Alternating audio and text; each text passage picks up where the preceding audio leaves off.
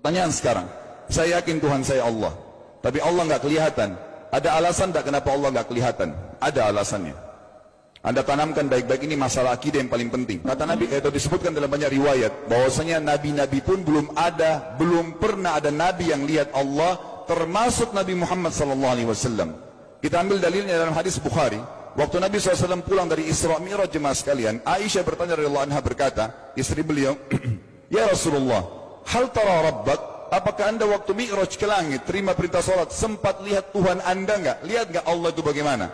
Apa jawaban Nabi SAW? Nurun ala nur anna arah. Allah itu cahaya, di atas cahaya, terang sekali. Bagaimana saya bisa melihatnya? Artinya Nabi SAW mengatakan, saya sendiri belum pernah lihat bagaimana itu Allah. Contoh sebelumnya Nabi Musa alaihissalam. Nabi Musa waktu menerima wahyu Taurat, itu selama 40 hari, turun Taurat lengkap. Al-Quran 23 tahun baru lengkap. Kalau Taurat 40 hari, nunggu di gunung Tursina. Tursina sebuah wilayah di Mesir sekarang. Itu banyak gunung-gunung batu, ada satu gunung batu yang tinggi, Nabi Musa nunggu di situ. Setiap hari Jibril datang turunin surah, turunin ayat gitu. Setelah berlalu 37 hari dari 40 hari menunggu Taurat turun, Nabi Musa alaihissalam tiba-tiba bertanya kepada Allah, mengatakan begini dalam Al-Quran, A'udzu minasyaitonir rajim, Rabbi arini anzur ilaik. Wahai Tuhanku, izinkan aku melihatmu. Aku beriman kau ada ya Allah, tapi aku ingin lihat kau bagaimana. Allah menjawab, tidak mau mengecewakan Nabi Musa. Sebagai manusia Allah mengatakan, lan tarani. Perlu anda tahu dalam bahasa Arab jemaah sekalian ada 3 kosakata la, tidak yang berarti tidak. Ada la biasa artinya tidak, ada lam dengan mim, lam artinya tidak pernah, ada lam dengan nun, lan artinya tidak akan pernah. Allah mengatakan apa? Lan tarani, kau tidak akan mampu melihatku wahai Musa. Tapi Allah nggak mau kecewain Musa. Ternyata Musa selama 37 hari jemaah sekalian kagum-kagum melihat gunung-gunung batu di situ. Pergantian siang malam, burung-burung yang terbang, air yang mengalir di lereng-lereng gunung. Lalu dia mengatakan, Allah mengatakan apa? Walakin unzur ilal jabal, fa in istaqarra makanahu fasawfa tarani. Coba kamu lihat gunung-gunung batu di sekitarmu hai Musa. Kalau mereka bisa menampung kedatanganku, kata Allah, kau akan bisa melihatku. Apa yang terjadi? Allah lanjutkan, falamma tajalla rabbuhu lil jabal, waktu Allah baru niat mau datang, belum datang, ja'alahu dakka, semua gunung batu itu hancur lebur, tidak mampu menampung kedatangan Allah. Wa kharra Musa sa'iqa, lalu Musa pingsan tiba-tiba. Waktu Nabi Musa bangun, langsung ucapkan kalimat, amantu billah, saya beriman pada Allah. Berarti fakta lapangan, nabi-nabi aja belum pernah lihat Allah. Masih pertanyaan lagi jemaah sekalian, kenapa Allah nggak bisa kelihatan? Saya akan jawab dan tolong ini jadikan sebagai pegangan hidup. Ini landasan akidah kita. Kata para ulama, karena anda kalau sholat, anda mengucapkan satu kalimat yang merupakan jawabannya. Allahu Akbar. Allah Maha Besar. Akbar adalah siga mubalaghah dalam Islam. Sesuatu yang melampaui batas. Maha Besar. Kita terangkan. Kata Nabi SAW, perumpamaan bumi yang kalian tinggali ini dibanding dengan langit pertama di atas kepala kalian, ada 7 lapis langit. Allah mengatakan, sab'an shidada, 7 lapis langit yang kokoh. Alladzi khalaqa sab'a samawatin tibaqa, yang menciptakan langit tibaqa bersusun, 1, 2, 3, 4, 5, 6, 7. Allah di atas langit ke-7. Kata Nabi SAW, perumpamaan bumi yang kalian tinggalin dibanding dengan langit pertama di atas kepala kalian, ibaratnya seperti cincin yang dibuang di padang pasir. Jadi kita tidak akan pernah bisa melihat ujungnya langit karena kita sangat kecil, dan ini terbukti secara fakta. Apakah anda sudah tahu bahwasanya miliaran bintang-bintang yang ada di atas kepala anda yang jaraknya sekian miliar tahun dari bumi, dan sekian miliar tahun lebih besar daripada bumi, sekian miliar kali lebih besar daripada bumi, itu semua berada di bawah langit pertama. Manusia tidak akan pernah bisa memegang langit ini dengan telapak tangannya, karena dari sini saja ke Pluto jaraknya 270 tahun. Nggak bakal bisa ada astronot dikirim kena mati di tengah jalan.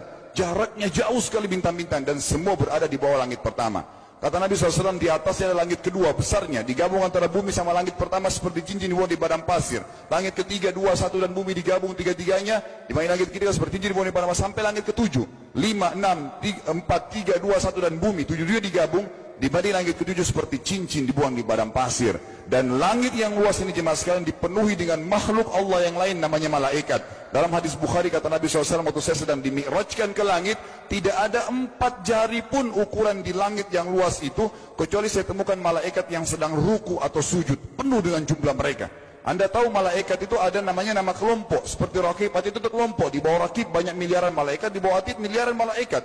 Sama dengan Munkar Nakir, ada memang nama kelompok. Makanya kalau manusia 5 miliar, rakib atidnya 10 miliar. Rakib atidnya 10 miliar. Lalu kata Nabi SAW, di atas langit ketujuh ada Sidratil Muntaha.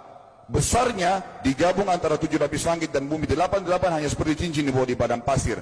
Di atas Sidratil Muntaha ada sebuah lautan yang Allah ciptakan. Lautan itu besarnya digabung antara Sidratil Muntaha, 7 lapis langit dan bumi. 9-9-nya seperti cincin dibuang di padang pasir. Makanya kalau anda baca Quran, anda baca ayat wa kana arsyu alal ma', singgasana Allah di atas air. Ini maknanya, air adalah ada lautan. Lalu kata Nabi SAW, arsy-nya Allah di atas lautan itu singgasananya Allah. Besarnya digabung antara lautan, Sidratul Muntaha, 7 lapis langit dan bumi. 10-10-nya hanya seperti cincin dibuang di padang pasir. Anda sudah hafal ayat kursi? Apa artinya? Ayat tanda-tanda kebesaran Allah.